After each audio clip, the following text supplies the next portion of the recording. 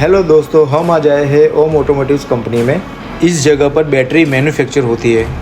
तो चलो हम आपको दिखाते हैं कि इस इंडस्ट्री में चिलर कैसे काम करता है। ये है 3 टन का वाटर चिलर। इसमें है डिजिटल कंट्रोलर और सेफ्टी फीचर जो इसे बनाते हैं स्मार्ट और सुरक्षित।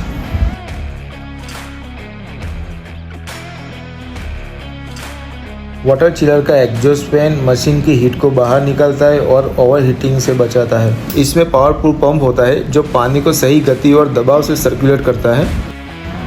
यहाँ लीड ऑक्साइड का जैकेट है। इसके आउटर में वाटर चिलर का पानी सर्कुलेट होता है और लीड के टेम्परेचर को मेंटेन करने में मदद करता है।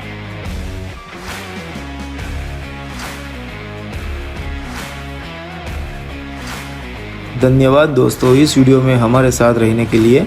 अगली बार फिर मिलेंगे नए वीडियो के साथ।